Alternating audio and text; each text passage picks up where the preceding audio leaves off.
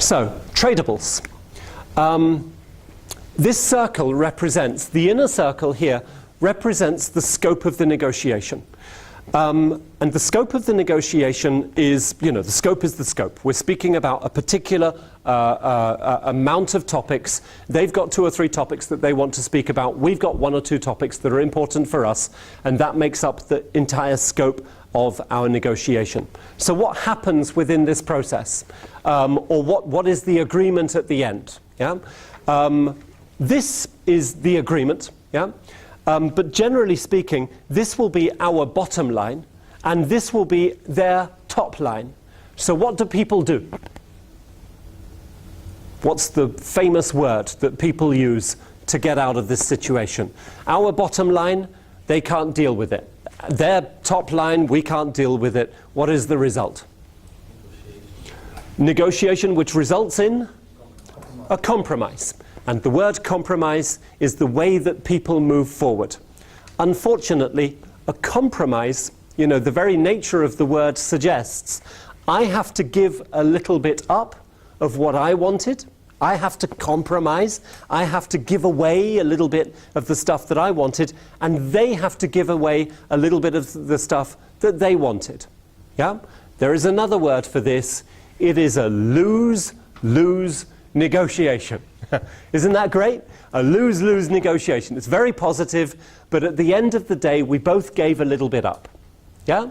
This is the word compromise. So, there is a stereotypical word that we're looking for, which is the opposite. We're looking for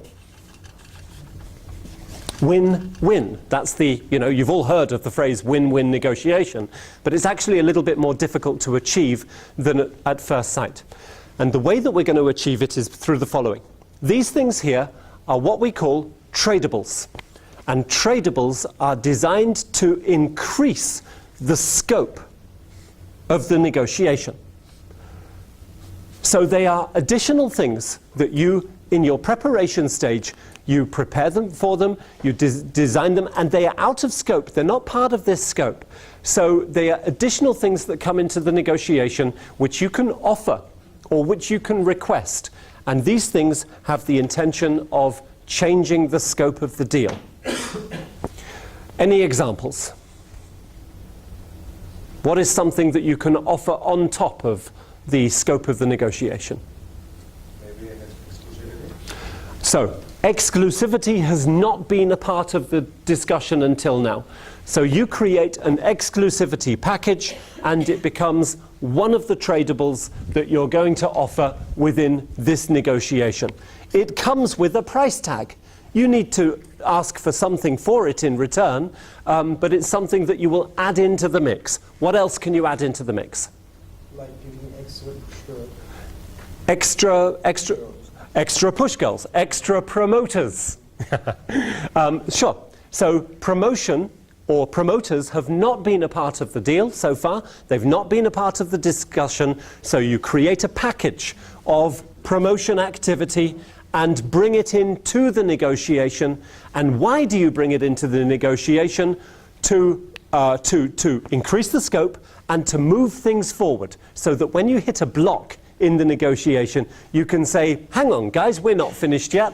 What about this promo deal? What about this, we can offer you 5 promotion personnel for your 2 key stores for 1 month on Saturday mornings.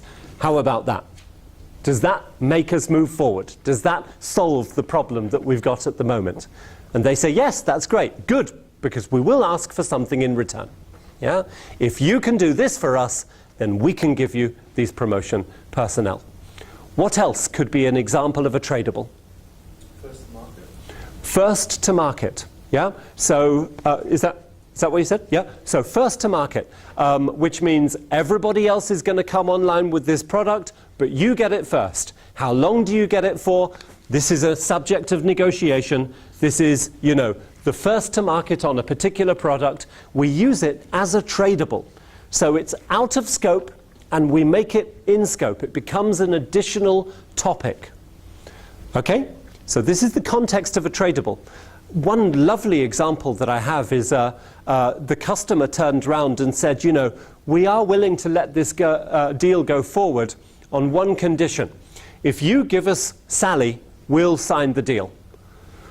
And the salesperson said, Sally? What do you mean, Sally? And Sally was sitting there. She's, huh? What? And if you give us Sally, we'll sign the deal. Well, Sally? You want Sally? What do you want her for?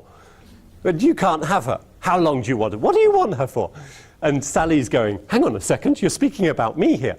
And the customer said, we've been watching Sally in the pre-project phase of this deal, and she's really excellent. She's using project management skills in a way that we've never seen before. We would love her to be for the first 6 weeks or 2 months or even 3 months on this project, and we would learn a great deal from that process. Yeah? And the sales rep said, Sally, you're out. Pack your bags. See you in 3 months. Yeah? So this was a tradable that was brought by the customer. They brought a tradable in the mix for the purpose of moving things forward. Okay? So it doesn't have to come from your side. They're not designed to be free. They're not designed to be cheap, although they can be. They can be complex. They can be expensive. And how many of them do you think you need? Many. As many as you can think of. Yeah? 5, great. 10, better. Yeah? 10 good tradables, prepared for, packaged, ready to go, and not part of the scope. You will change the scope of that negotiation, which means when you compromise, you will compromise on a significantly bigger topic, which means both sides will walk away with more. It will take longer. The process of negotiation will become more detailed, more involved. You will both walk away with more. This is the only interpretation of win-win that I can rationally think of as actually having an impact.